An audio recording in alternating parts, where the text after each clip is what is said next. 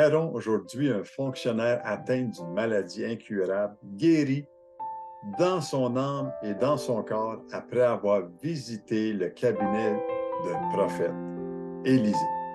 Attends-toi aujourd'hui à une guérison de la part de Dieu. Mais écoute bien ce chant inspirant en Jésus seul.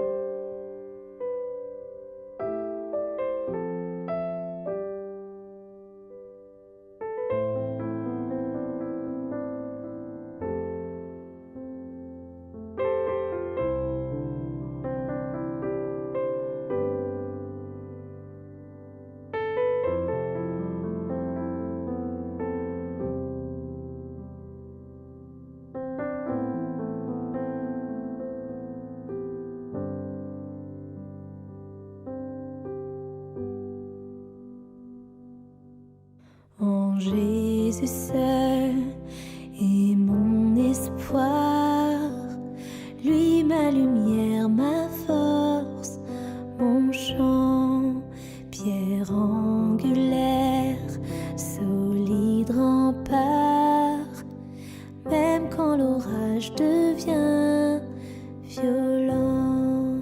Oh quel amour, oh quelle paix! Les luttes cessent, la peur se tait, mon réconfort, mon plus grand bien. Dans l'amour de Christ, je me tiens. En Jésus seul, Dieu s'est fait chair dans un enfant.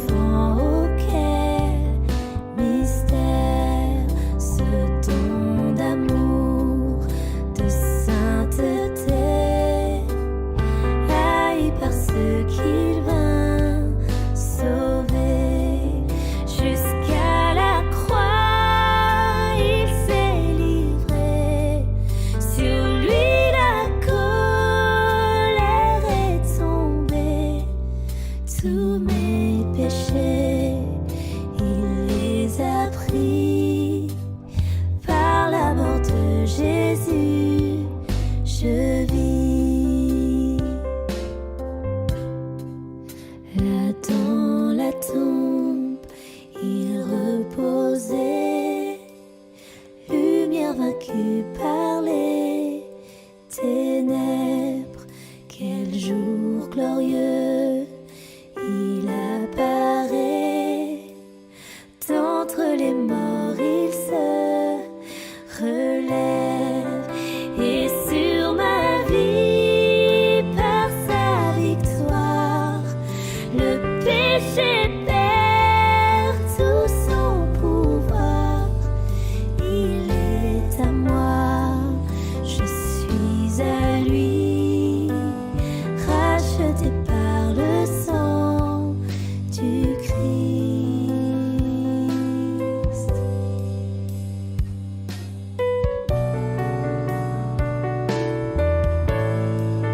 Je vis en paix, je meurs sans crainte, gardé par la puissance du Christ, du premier cri au dernier souffle.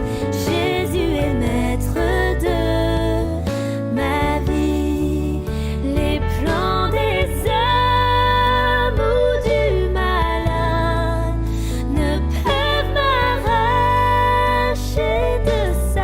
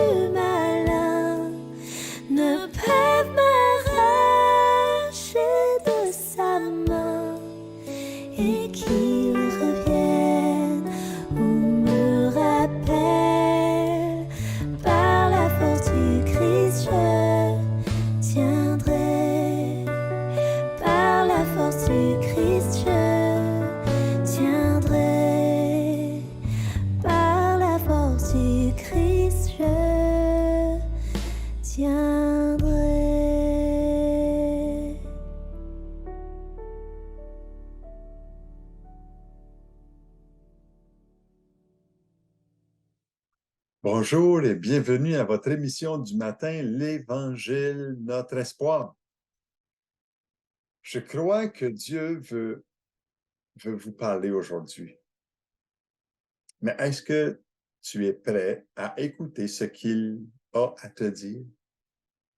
Vous savez, quand on parle de guérison qui libère, elle peut être tout près de toi. Mais il te faudra un ingrédient essentiel, la foi en Jésus-Christ. L'apôtre Paul le disait très bien dans son épître, le chapitre 10, verset 17 de Romains. Ainsi, la foi vient de ce que l'on entend, et ce que l'on entend vient de la parole de Christ. Et je crois que Dieu a une parole d'espoir pour toi aujourd'hui. Est-ce que ça serait logique de croire que celui qui est plus apte à réparer notre corps, c'est celui qui l'a créé? J'aimerais aujourd'hui, par la grâce de Dieu, construire une clôture au bord d'un précipice plutôt qu'un hôpital en bas de ce dernier. Je ne suis pas en train de vous dire que je suis contre les hôpitaux, loin de là, et loin de là d'aller à l'encontre de ce que les médecins font de tellement bien. Mais j'aime mieux prévenir, c'est toujours mieux que de soigner les malades qui tombent dans toutes sortes de problèmes émotionnels et mentaux. Et une grande partie de nos maladies sont le résultat de conflits, de soucis et de sentiments déréglés qui angoissent les gens. J'aimerais aujourd'hui vous partager l'histoire d'un fonctionnaire dans l'Ancien Testament. Et ici, c'est Naaman. Ce que Dieu a fait, ce qu'il peut faire concernant la guérison physique et spirituelle. Et j'aimerais lire ce texte-là, si vous avez votre Bible avec vous, allez avec moi dans 2 Rois, chapitre 5, versets 1 à 17. 2 Rois, l'Ancien Testament, chapitre 5, verset 1 à 17. C'est une histoire extraordinaire. Naaman, chef de l'armée du roi de Syrie, jouissait de la faveur de son maître et d'une grande considération, car c'était par lui que l'Éternel avait délivré les Syriens. Mais cet homme fort et vaillant était lépreux. Or, les Syriens étaient sortis par troupes et ils avaient amené captive une petite fille du pays d'Israël qui était au service de la femme de Naaman. Et elle dit à sa maîtresse, « Oh, si mon Seigneur était auprès du prophète qui est à Samarie, le prophète le guérirait de sa lèpre. »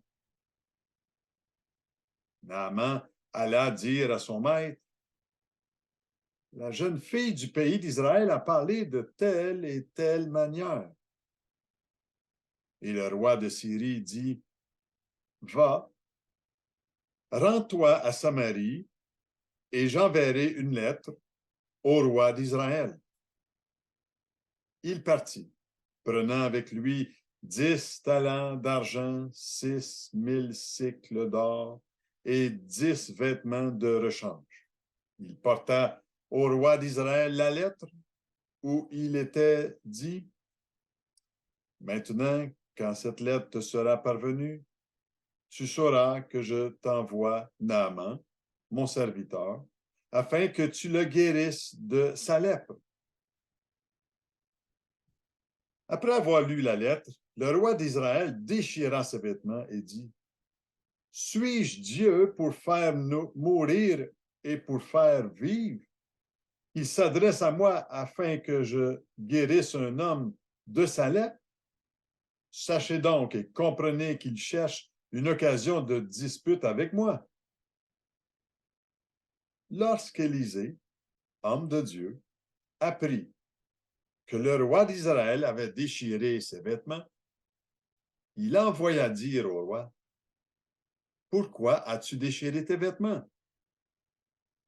Laisse-le venir à moi, et il saura qu'il y a un peuple en Israël. » Naaman vint avec ses chevaux et son char.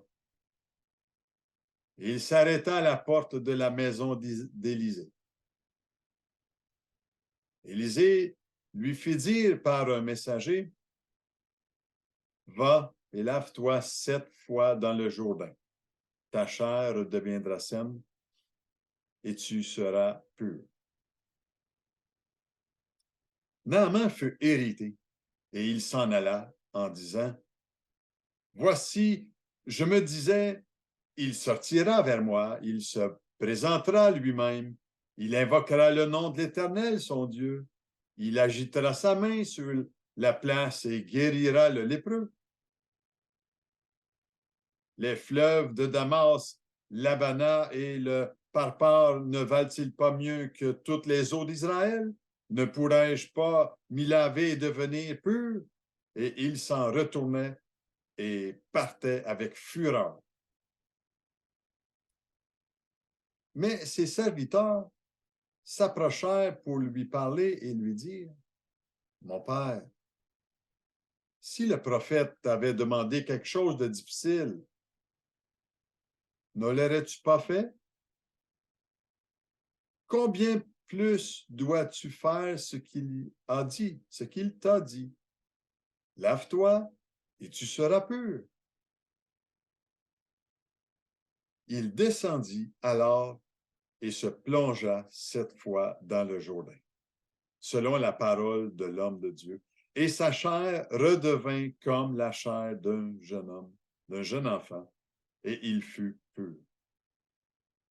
Naaman retourna vers l'homme de Dieu avec toute sa suite. Lorsqu'il fut arrivé, il se présenta devant lui et dit, « Voici, je reconnais qu'il n'y a point de Dieu sur toute la terre, si ce n'est en Israël. Et maintenant, accepte, je te prie, un présent de la part de ton serviteur. » Élisée répondit, « L'Éternel dont je suis le serviteur est vivant. Je n'accepterai pas. » Naaman le pressa d'accepter, mais il refusa.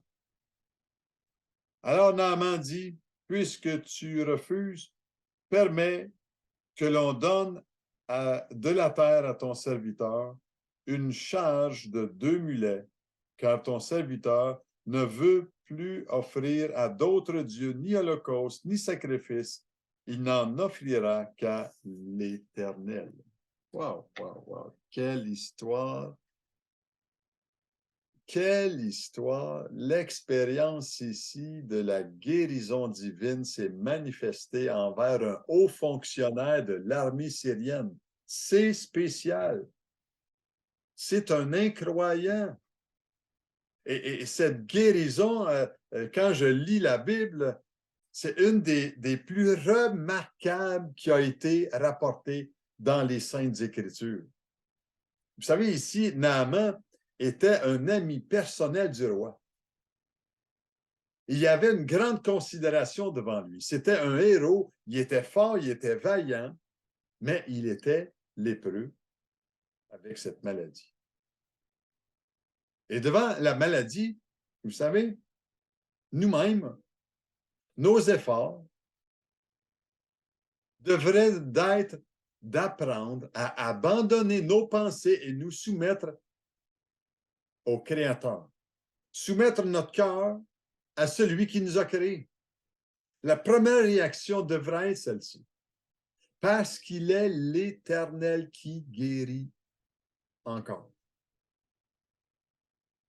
Dans cette histoire merveilleuse, c'est qu'il y avait une petite fille juive qui était esclave chez la femme de Naaman. Elle était à son service. Puis elle s'est mise à dire, qu'il y avait en Israël un prophète qui pourrait la guérir de sa lèpre. On le voit dans ces versets 2 à 4 ici. Mais quand Naaman a été d'accord avec le roi, il est parti à ce voyage en Israël. Il s'est présenté premièrement au roi d'Israël avec un email, une lettre certifiée. Je paraphrase, là, mais quand Naaman est venu lui vers Élisée, il s'est mis en colère. Remarquez, si vous avez bien écouté, là, il s'est mis en colère parce que le prophète ne lui avait pas demandé quelque chose de difficile. Il n'avait pas fait une grande salutation, un rite religieux ou quoi que ce soit. Il s'est dit, il l'a dit comme ça, « Voici ce que je me disais. » Il avait, lui, préparé un scénario dans sa tête de la façon dont la chose était pour arriver. Puis malgré toute la présentation qui manquait, Naaman a quand même fait voir son désir d'être guéri en s'humiliant devant la demande du prophète de Dieu. C'est ça un beau trait de caractère qui s'est laissé conseiller par un de ses serviteurs, un de ceux qui étaient proches de lui. Est-ce que c'est possible parfois qu'on a besoin de quelqu'un qui nous parle juste pour nous dire, c'est pas si difficile que ça, là.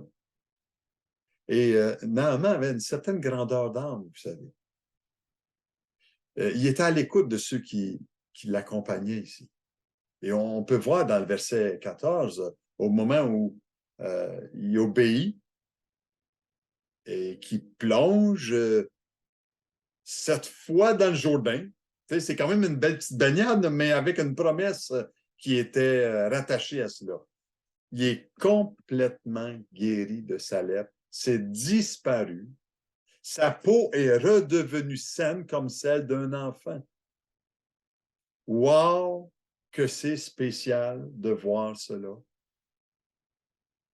Avant d'aller plus loin dans ce beau message de la guérison qui libère, je vous laisse avec cette annonce sur la campagne de sensibilisation d'Opération Enfant Noël et on vous encourage d'apporter vos boîtes le plus tôt possible. On se revoit. Walking in the light of God. Kwenda kwala kwangu, haleluya. Kwenda kwala kwangu, kwenda kwala kwangu, haleluya. Kwenda kwala kwangu, kwenda.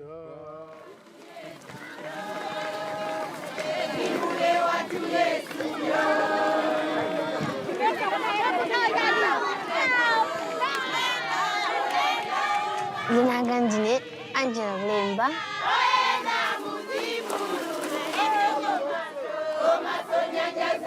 Makala kwa Manjawida.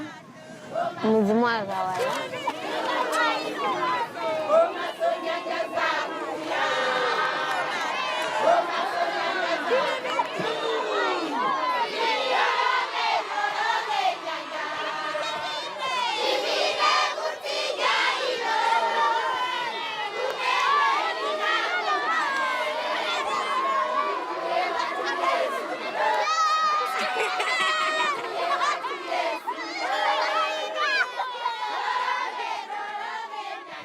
Ndira za kusimulia ndiye naweza soka buku na ukuzana za Mungu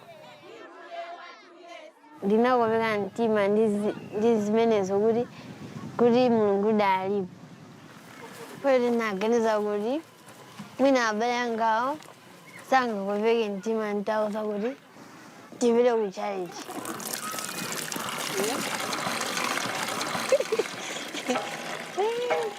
Nikakhulupirira kuti ndikamapita ku charity pena zinthu zimatha kusintha.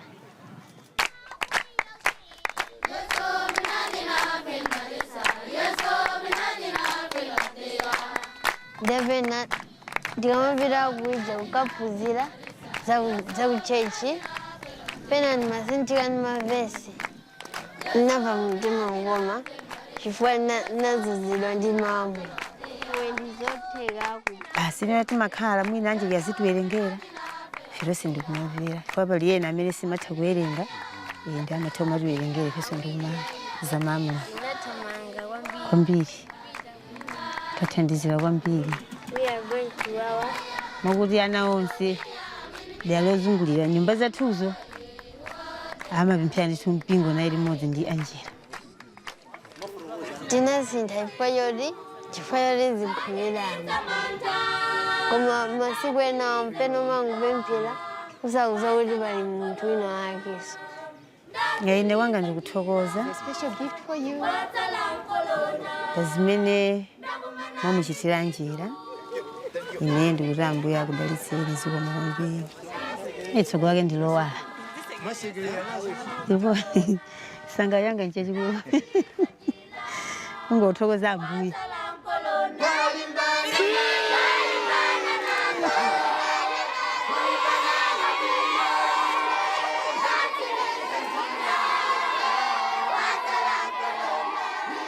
Zimene ndinganene zakuti amene apitirize kupanga zachifundo zimene amapangira anzawozi ndipo anzaonjeza amene amachotsa. Chifukwa choti iwonso azakhalenso ndi chikhulupiriro choti pali Mulungu.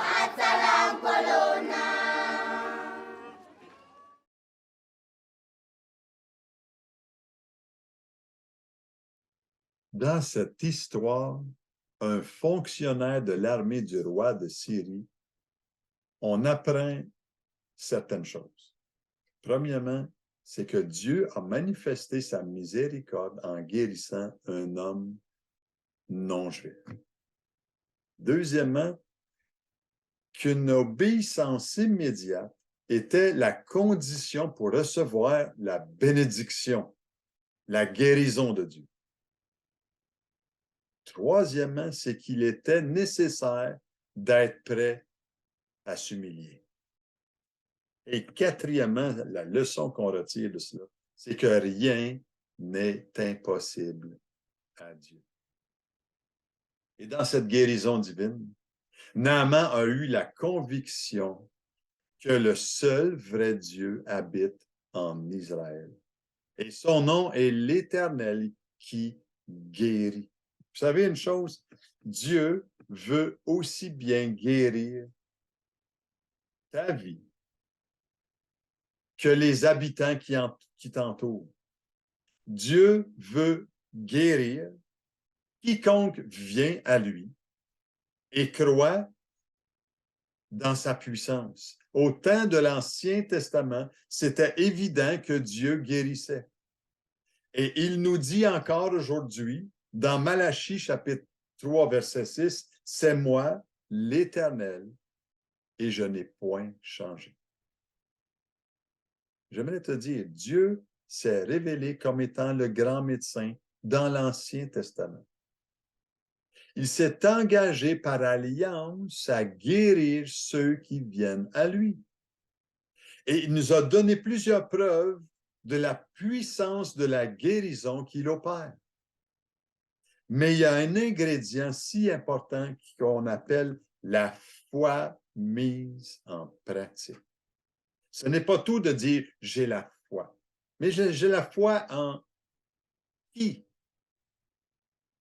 J'ai plus foi en qui qu'en quelque chose. Avant qu'on puisse avoir une foi ferme pour la guérison de notre corps, nous devons nous débarrasser de toute incertitude, doute, incrédulité concernant la volonté de Dieu. Et une foi qui est vivante ne peut pas aller au-delà de notre connaissance de la volonté révélée de Dieu. Et avant de tenter de mettre notre foi en action pour obtenir une guérison, il nous faut connaître ce que les Écritures enseignent à ce sujet-là. Et il nous faut savoir que c'est tout autant la volonté de Dieu de guérir le corps que de sauver et libérer l'âme. Et vous savez, ce n'est Ce n'est que lorsque vous savez que Dieu promet ce que vous recherchez, que toute incertitude peut être enlevée et qu'une foi ferme, ça devient possible.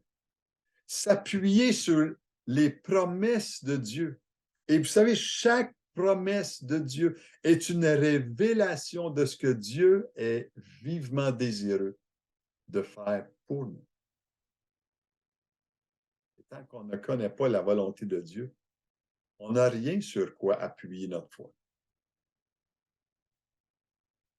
Il est important que notre intelligence le recherche, lui, dans la guérison. Et je te pose la question, est-ce que tu es aujourd'hui renouvelé dans ton intelligence quand je te parle des choses bibliques? Est-ce que tu vas être en harmonie avec la pensée de Dieu qui est révélée dans la parole de Dieu? Quand on appelle la Bible la parole de Dieu, c'est que c'est Dieu qui est en train de nous instruire sur quelque chose de très important. Et la foi nous permet de saisir la bénédiction promise par Dieu qui nous est donnée lorsque nous connaissons, lorsque nous agissons selon la parole de Dieu. Comme comme Naaman ici. Ainsi, la foi vient de ce que l'on entend. Et ce que l'on entend vient de la parole de Christ.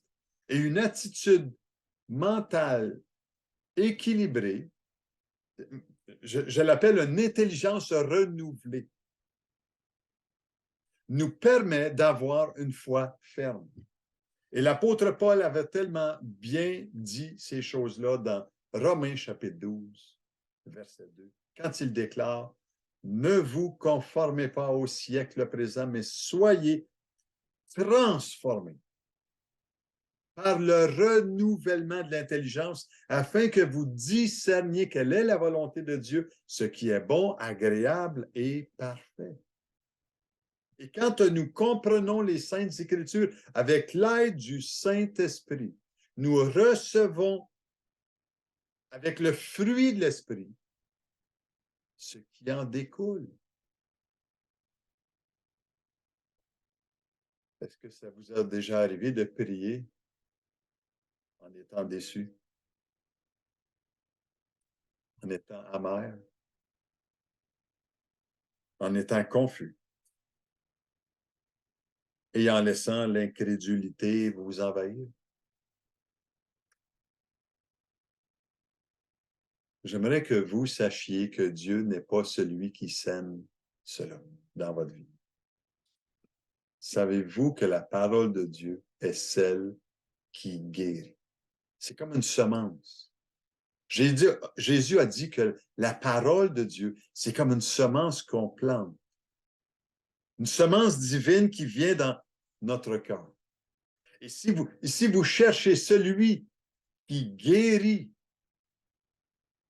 le corps et l'âme, et si vous n'êtes pas convaincu par la parole de Dieu que c'est la volonté de Dieu de vous guérir, dans le corps et dans l'âme.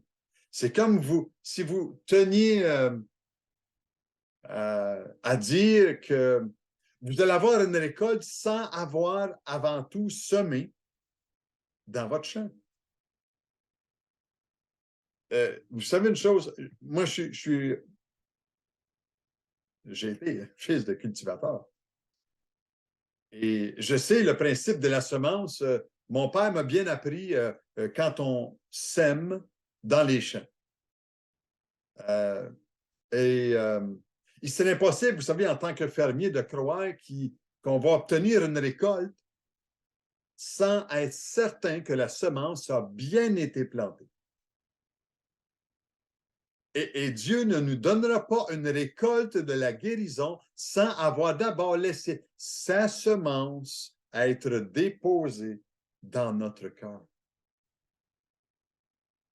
Et en laissant sa volonté, basée sur les promesses de sa parole, nous serons en mesure d'accepter notre situation tout en déclarant la vérité et sa volonté, et qu'on agisse selon sa volonté.